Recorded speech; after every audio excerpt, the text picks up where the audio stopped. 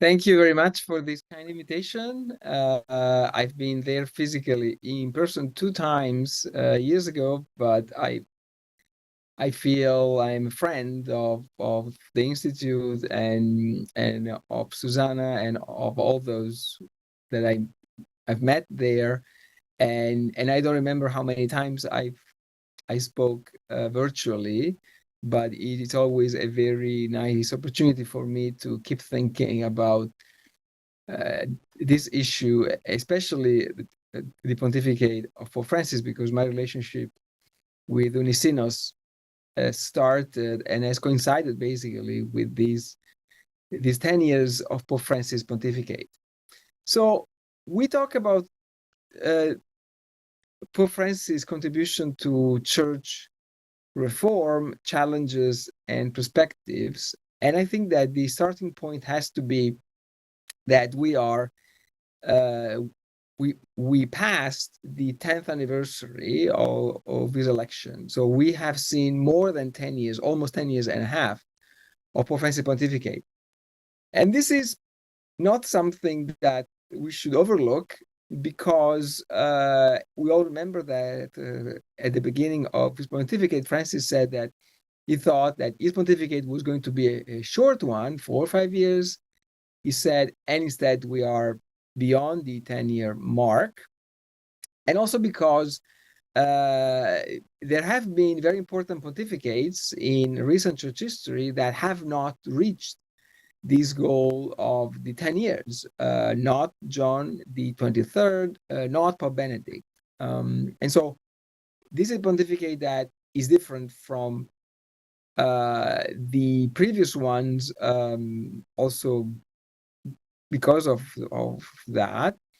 I think that, and this is the overarching thesis that I have on this pontificate, I think that the most important thing that we should consider is that the undisputed change that Pope Francis has brought to the church is that he is, in some sense, the first global pope, the first pope not coming from Europe or from the Mediterranean, even though he has very strong Italian roots, but he has really reoriented the entirety of the Catholic discourse of papal teaching, uh, of government style, of major choices towards the global dimension of the church, which is one step in accomplishing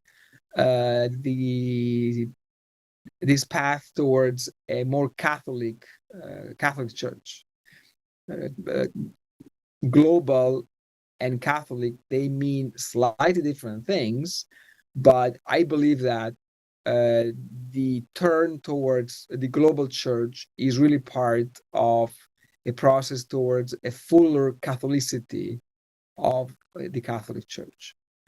So here, I think that when we look at these last 10 years, we should start by looking at a few facts that say something on his vision of church reform.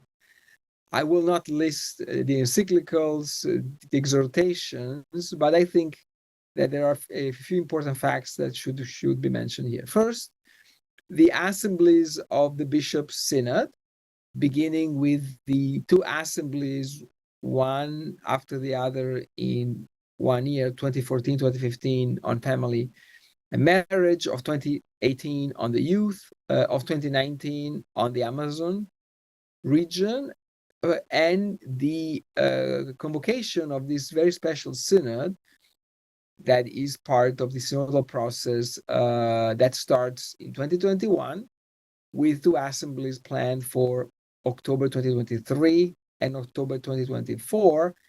This is, I believe, the first fact because Pope Francis' reform of the church, beginning with church teaching or approach to some issues, for example, family and marriage, goes through and begins with these new kinds of synods. It is formally the same institution that was created by Paul VI in 1965, and that was celebrated by all popes since 1965. But with Pope Francis, we have a different kind of synod, slightly different until 2019 in terms of membership, slightly different, but enormously different for the whole style and spirit of celebration. Second, I think Pope Francis is often overlooked as a legislator. He has legislated a lot. He has issued a very high number of motu proprio, of church laws that the Pope, as the legislator in chief, has the power to pass. This has been a very high number compared to his predecessors. There have been important changes in the books of church teaching and of church laws. One is the change of the Catechism on death penalty in 2018, the change in the book 6 of the Code of Canon Law in reaction to the sex abuse crisis, the creation of the Pontifical Commission for the protection of minors in 2014. It didn't exist before, and the summit in the Vatican on the abuse crisis of 2019. Most important in this last year and a half, the Apostolic Constitution for the reform of the Roman Curia, Predicate Evangelium, which is in any pontificate a major landmark of the reform plans. This is something that Pope Francis and the Council of Cardinals that he created in April 2013 talked about for 9 years, basically, between 2013 and March 2022, when the Apostolic Constitution was published. There has been, on the international point of view, there's been a much broader outreach to the global South, especially Asia. There has been the landmark diplomatic agreement of September 2018 with the People's Republic of China, which has been renewed in September 2020 and then in October 2022. It's a very controversial agreement, but certainly is something that Pope Francis accomplished, signed, knowing that it's something that his predecessors, starting with John Paul II, had worked towards, a diplomatic agreement with China about the appointment of bishops, which gives recognition in a new way to the presence of Catholics in China as members of one Catholic Church, not any longer divided between the so-called underground church and patriotic church. There has been major initiatives of dialogue in terms of trips and of gestures and of encounters with Islam, both with Sunni Islam, especially with the Mosque of Al-Azhar in Cairo, Egypt, and with Shia Muslims, especially when he traveled to Iraq in 2021. He has implemented in a very bold way a new policy towards the new lay movement or new ecclesial movements. This is something that has created quite a bit of anxieties in these movements. And we have seen even in these last couple of days, the new law on the Opus Dei. This is a major, major change compared especially to John Paul II, who gave the Opus Dei this status of prelature, which has now been redefined drastically by Pope Francis. His vision on reform has been clear in his insistence on the theme of clericalism and of synodality. That has not just been words or, rhetoric, but there has been very important actions taken.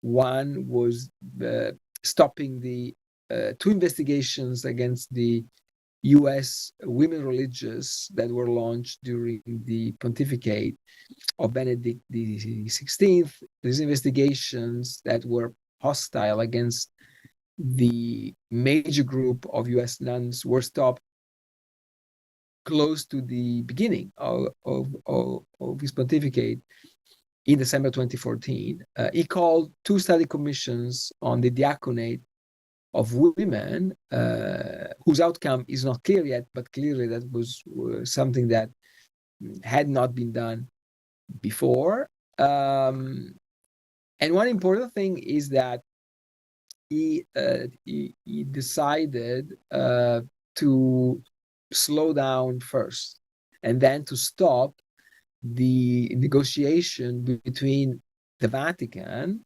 and the major group of the traditionalist Catholics, the Society of St. Pius X, those who have taken schismatic steps to break away from the communion with the Holy See, because they reject the Second Vatican Council. What had happened, especially during the pontificate of Benedict XVI, was a negotiation between the Vatican and especially a special commission within the Congregation for the Doctrine of the Faith, the commission Ecclesia Dei, a negotiation with these traditionalist groups on what was possible to make them return to the Catholic Church in communion with the Pope, in some ways marginalizing or reducing the meaning of the Second Vatican Council in the teaching of the Church. Pope Francis has stopped all of that to the point that he has dismantled the commission Ecclesia Dei, which was hosted within the Congregation of the Doctrine of the Faith in the Vatican, the former Holy Office. That commission has been dismantled. And Pope Francis has said very clearly that there is an ongoing fraternal discussion with the traditionalists, but there is no negotiation anymore on the importance of the Second Vatican Council in the teaching of the Church. And so this has been very, very important because it sent all kinds of messages on everything that this pontificate is about. So here, Pope Francis has approached the issue of church reform in ways that are not intra-ecclesial, not internal only, but they started immediately as something that was newsmaking, was popular. So we should remember that Pope Francis was named Person of the Year by Time magazine in 2013. He appeared on the cover of so many popular magazines, including Rolling Stone. He has given countless interviews, at least 2 biographical movies, 2 biopics have been made about him, many documentaries, and he has become an icon of what Catholicism is trying to be, or is struggling to be, with the most important quotes in the media that he has given, beginning really very early on in his pontificate, in July 2013, during the in-flight press conference when he was flying back from Brazil for the World Youth Day. The most famous quote he gave was, if someone is gay and he searches for the Lord and has goodwill, who am I to judge? End quote. That was the most important. But shortly after, he gave others. For example, the most important interview he ever gave to the editor of the Jesuit magazine journal, Civiltà Cattolica e Cantore Spadaro, in September 2013, when he said, quote, "We cannot insist only on issues related to abortion, gay marriage, and use of contraceptive methods. This is not possible. I have not spoken much about these things, and I was reprimanded for that. But when we speak about these issues, we have to talk about them in a context. The teaching of the church, for that matter, is clear, and I am a son of the church, but it is not necessary to talk about these issues all the time. Proclamation in a missionary style focuses on the essential, on the necessary things. This is also what fascinates and attracts more, what makes the heart burn, as it did for the disciple at Emmaus," end quote. And so this is, it was newsmaking and shocking for a lot of Catholics, because Pope Francis said the church cannot talk always about sexual morality and so on. This is not how mission works. And finally, a third quote, which he gave in February 2016 in the in-flight press conference flying back from Mexico, when he was asked about then candidate to the US presidency, Donald Trump, about those plans to build a wall between the United States and Mexico. And Pope Francis said famously, quote, "A person who thinks only about building walls, wherever they may be, and not of building bridges, is not Christian. This is not the gospel," end quote. And you can imagine, or you can remember, what kind of consequences that had for a very complicated relationship between Pope Francis, not just with Donald Trump personally, but also with certain sectors of US Catholicism, US Protestantism, and the United States as a country in general. So here we have, I've listed a series of facts here, and I think that when we talk about Pope Francis and church reform, we should think about this historically. So I think that we have, and as an historian, I try to see different periods and phases. Okay, so here I think that we have the first 5 years that were a moment of acceleration of Pope Francis' pontificate. Between the beginning, the "who am I to judge," the first interviews, until 2019, until 5-6 years, until the end of 2019, the synod for the Amazon region. This is when there is, in some sense, an offensive, in a good sense, steps forward towards really deep changes in the teaching of the church. In these first 5-6 years, we have seen a range of reactions and of consequences, even very vicious, very, very violent reactions against Pope Francis.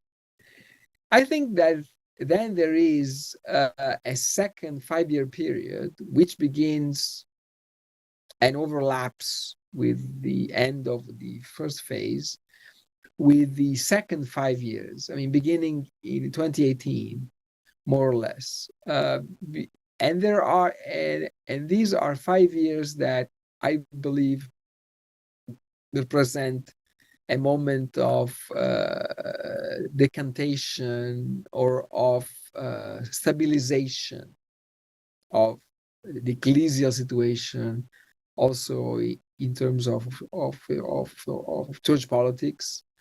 There is in 2018 there is the third phase of the sex abuse crisis in the Catholic Church, really hitting hard Pope Francis' pontificate. I mean, from the visit in Chile, and then Cardinal McCarrick, and then Germany, and then France, all of that. There is, of course, the COVID-19 pandemic. There is a worsening of the international situation, where the world order is more and more in chaos. And I think that this second 5-year period of, I would say, of reflection and of consideration of the situation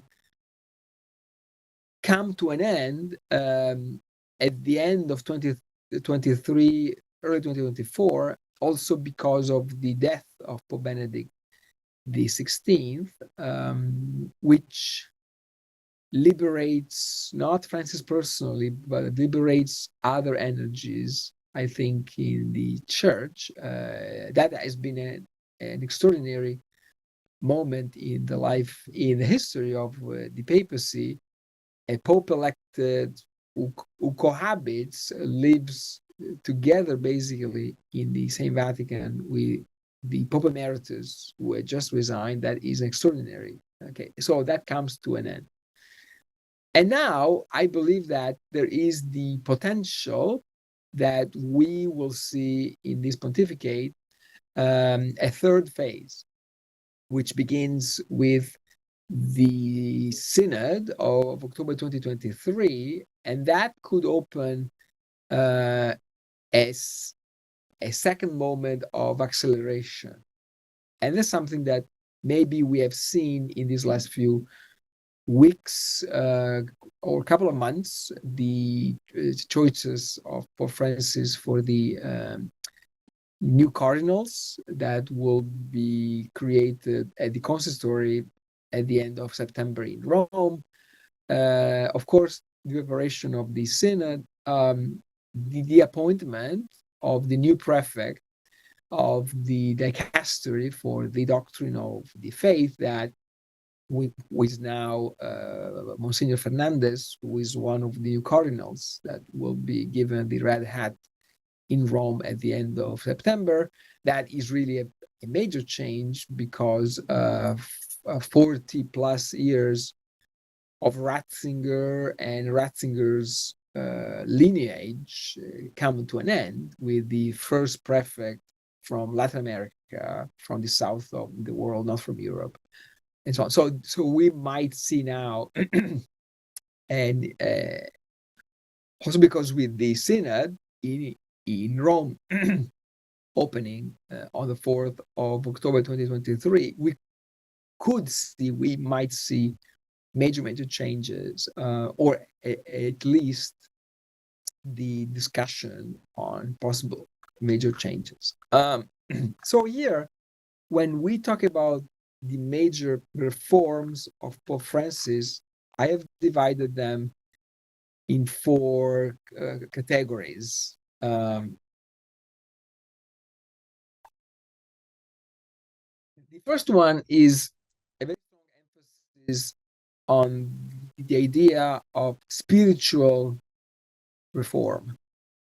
Of course, Pope Francis is a Jesuit, and so he it doesn't come as a surprise. His emphasis on discernment, on the spiritual process, and so on. But it is very strong on him, this idea that there is a spiritual urgency, not really cultural, not political, not institutional, structural, but it is spiritual. There is, to echo a famous title, so there's in the Pope Francis a certain idea of the primacy of the spiritual dimension, even when we talk about church reform.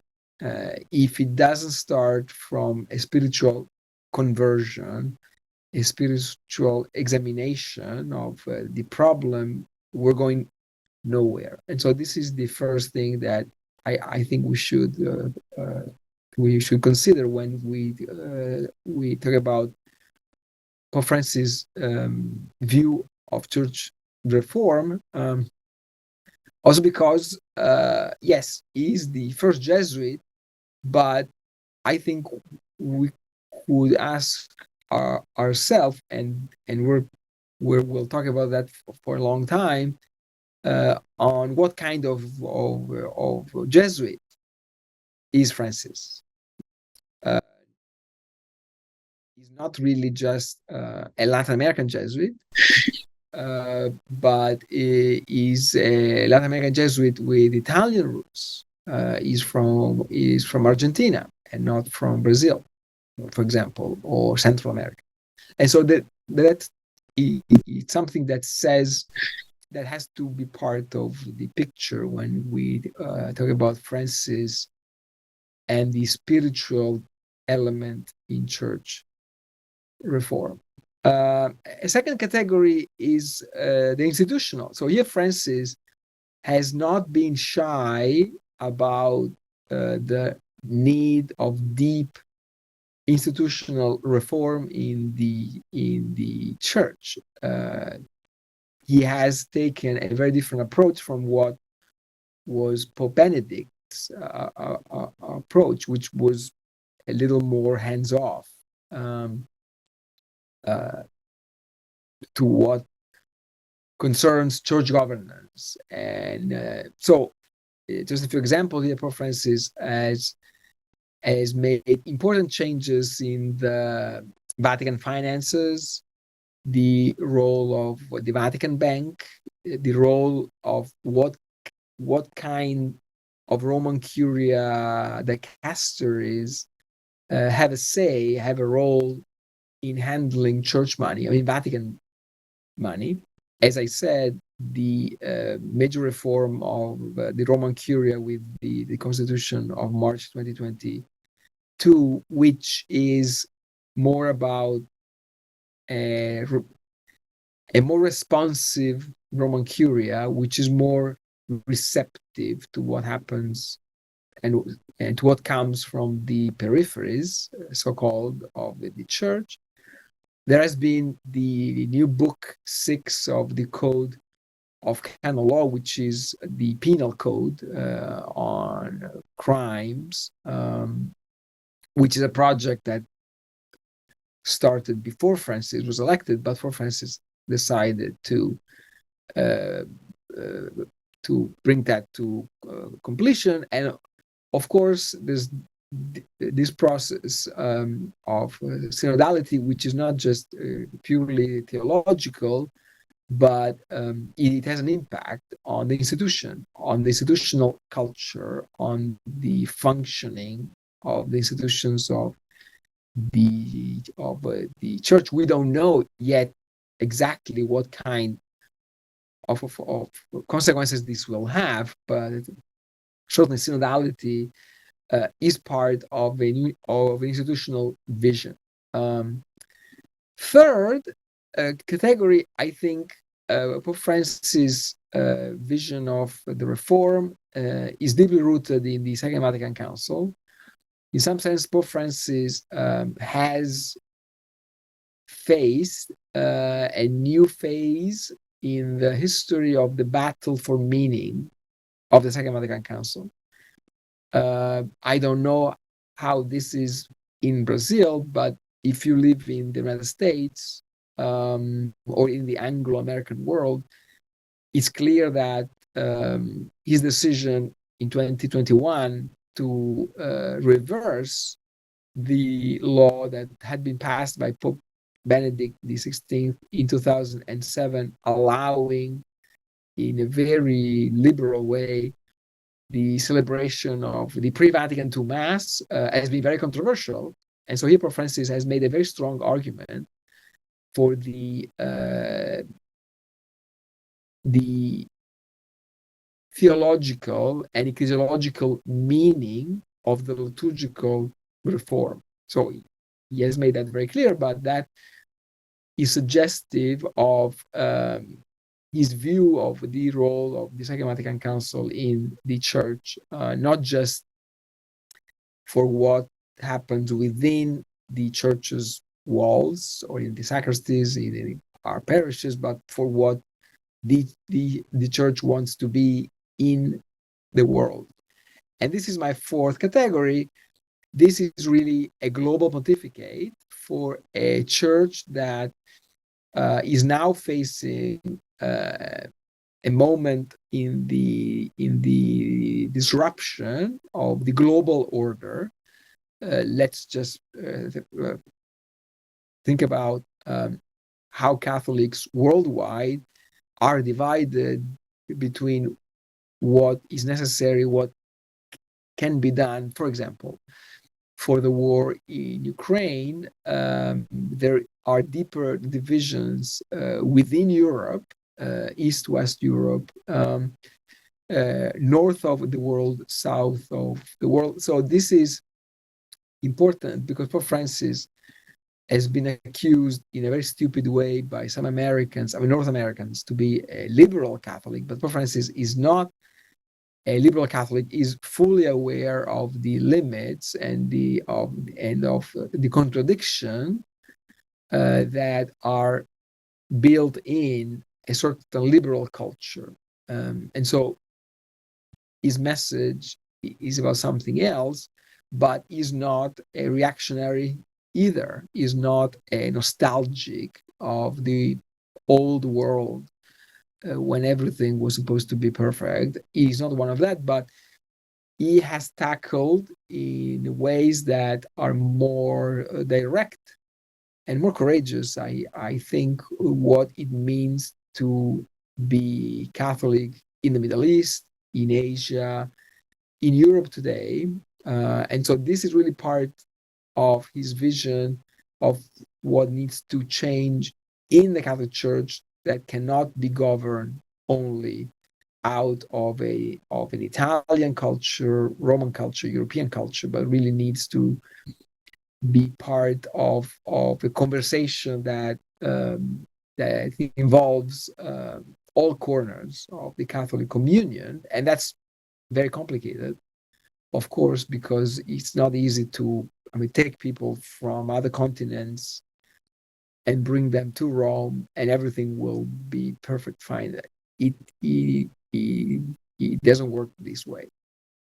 So here, I think that when we look at the balance sheet of what Pope Francis has done in terms of the reform, I think I would at least divide them in three different boxes. Box one, what I think has happened already, what has been successful, what is settled, and what is unlikely to be reversed, because this is part of bigger trajectories, bigger trends. A second box, what is still open-ended, so what is still happening, and what we will see in the next few months and years happen, probably. And third, what I think are the uncertainties or the ambivalences or the ambiguities of Pope Francis' pontificate. And so Yeah, so these are my last 10, 15 minutes. Okay.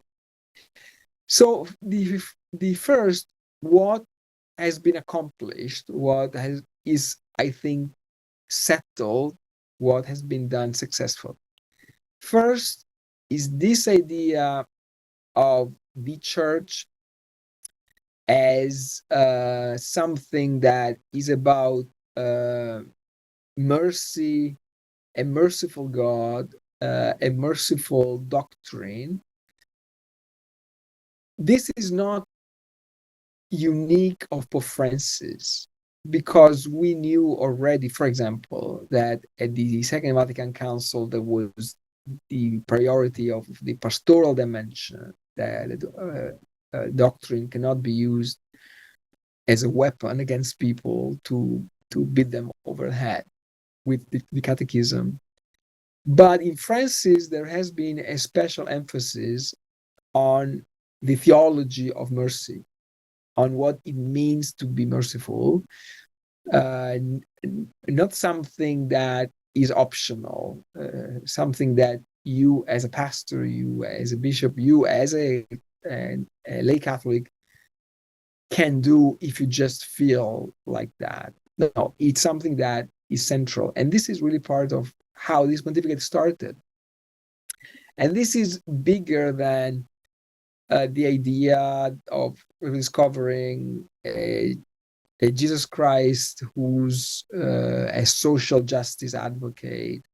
And so this is not that, it is bigger than that. And so here there has been, I believe this is something that I don't think can be reversed. I think that this language of mercy, of misericordia, has penetrated very, very deeply in the body of the church. I don't think that a return to a customs like to a police like church would be accepted, and this is really part of also the vision of Pope Francis of the church, which is, as we say in the United States, as a big tent where that is capacious, that can embrace and can host and can be a home for different kinds of Catholics, not just racially, but ethnically, socially, economically, culturally. It's a big tent church. This has been, I think, very important because Pope Francis has responded very clearly to the temptations of a sectarian Catholic Church, where there is a place only for some people, and of course, those who are sectarian, they think, I mean, they deserve to be in the church, and others don't. And so this is really part of a big picture in Pope Francis. We have heard that last week when it was at the World Youth Day in Lisbon, where the catchphrase of that gathering is when Pope Francis told to this very big crowd of young Catholics, the church is for everyone, todos, todos, todos. This is something that is obvious for someone like me, but it's not that obvious. I was reading something yesterday, and one of the things that was quoted in this meditation was a saying that I've heard was typical in the United Kingdom, which says this: the good news is that God loves you. The bad news is that it loves you like everyone else as well. And so this is important, not just because inclusivism is one of the catchwords of our time. Inclusion, diversity are big values that we now hear about also in our university schools and so on. But it is one of the typical ways of Francis to talk about how the church should change, which is an non-moralistic, non-bourgeois idea of being Christian. And this comes from a pope from the south of the world, because the temptation of seeing the church as a moralistic enterprise, a bourgeois home, where the value of respectability, for example, is more important than sincerity or than charity. It has been very strong in our Christian and Catholic culture, and so this is really part of what I think has come through, has really become inseparable from a certain idea of Catholicism that on which Pope Francis has been very strong, very effective, and again, is opening of Catholicism to a more Catholic idea, a more universal. And today, universal is inseparable from global. And so here, global doesn't mean that we accept globalization in all its aspects, commerce, financial, and so on. But global is something something that must be part of a certain consciousness that we as Catholic, we are part of the one Catholic Church that is no longer Western, is no longer European, is no longer identified with white bourgeois middle class culture. On this, Pope Francis has been very, very clear, I think, and also very effective, very, very effective. And so this is box number one. Box number two, I think things that are still happening, and we don't know yet because it's too soon. One is what's going to happen to the reform of the Roman Curia. So this law was passed in March 2022. It went into effect a few months later in June or July 2022, but such a reform takes a long time to be implemented and to see what are the results, because this new constitution makes possible, for example, the appointment of lay people as prefects of the dicasteries of the Roman Curia. There is one now who is an Italian Catholic journalist who was appointed before the publication of the Apostolic Constitution. So we haven't seen still the effects of the reforms of the Roman Curia. So we should remember that reforming the Roman Curia is always a very complicated and always a frustrating effort for all popes. I'm writing a book on the history of the Roman Curia, and this is something that is very problematic for every pope. There's this famous saying that Pope Francis quoted himself a few years ago, that reforming the Roman Curia is like cleaning the Sphinx of Egypt with a toothbrush. I mean, it's a gigantic, enormous task which is always imperfect. A second thing that we don't know where it goes is a certain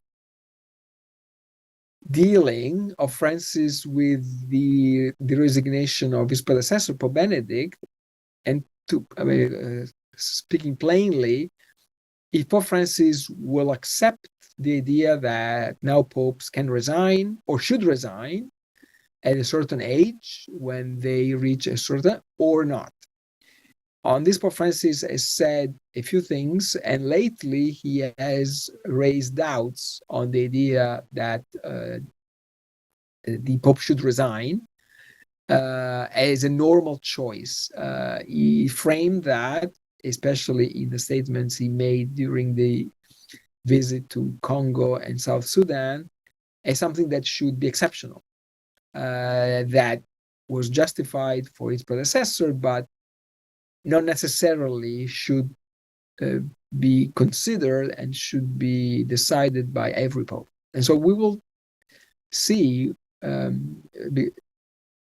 because that has been a major factor in the tensions that have gone through his pontificate in his first 10 years until the death of Pope Benedict. And certainly the most open-ended of all reforms that are ongoing is synodality. What is the meaning of a synodal church?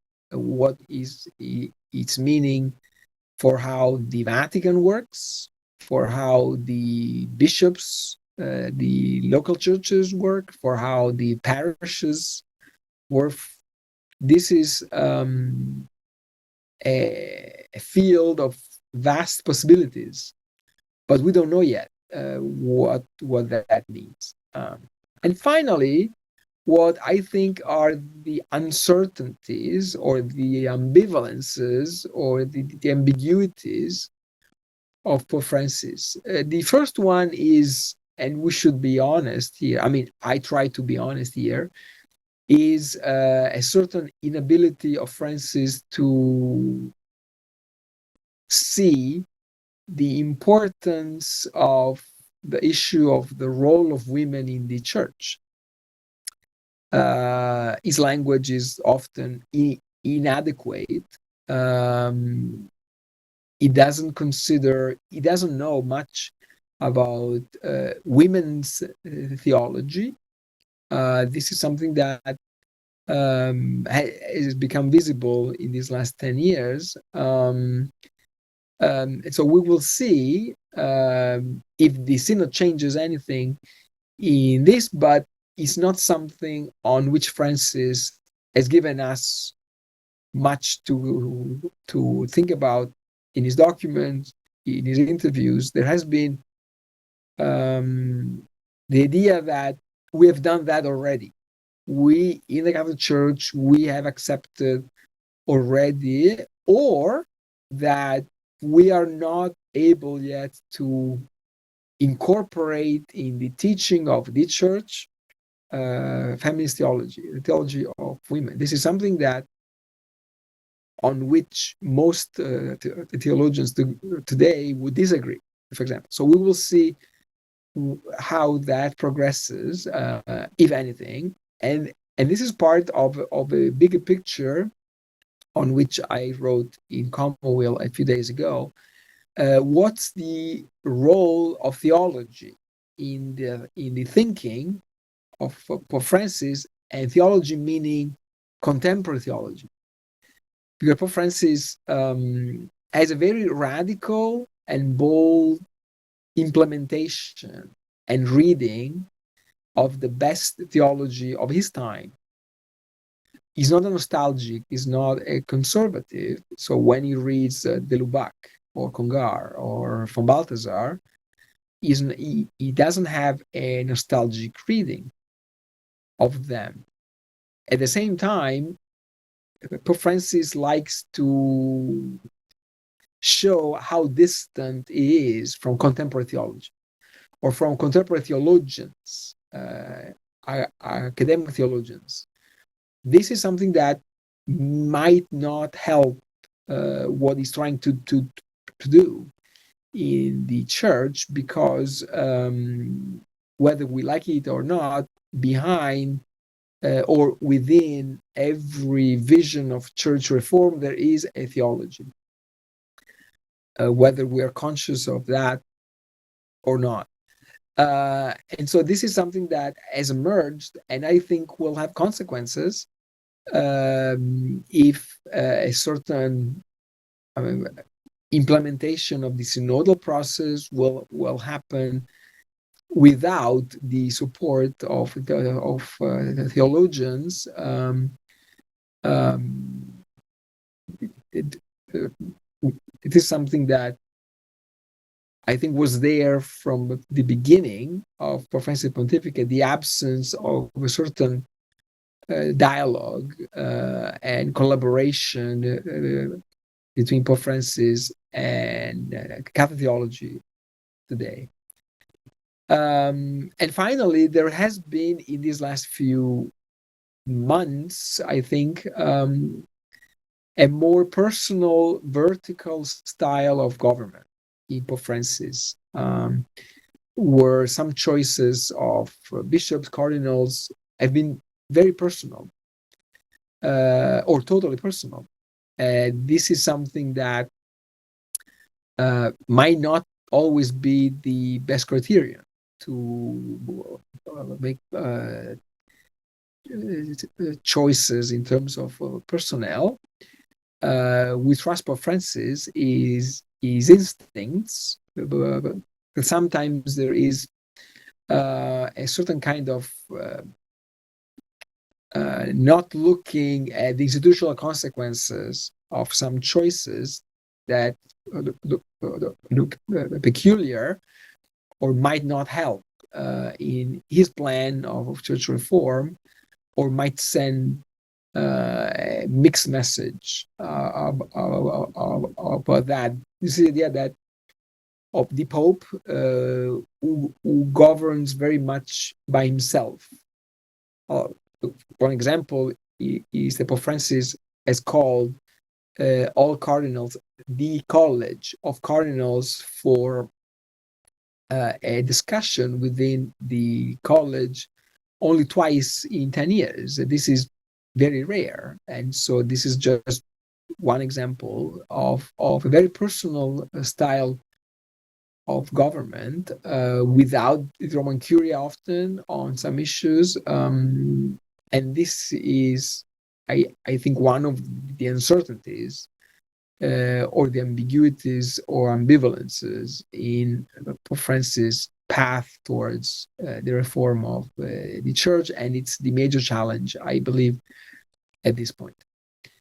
I'm going to stop here. I thank you for your patience, and I'm really looking forward to your comments or questions or anything. Thank you very much.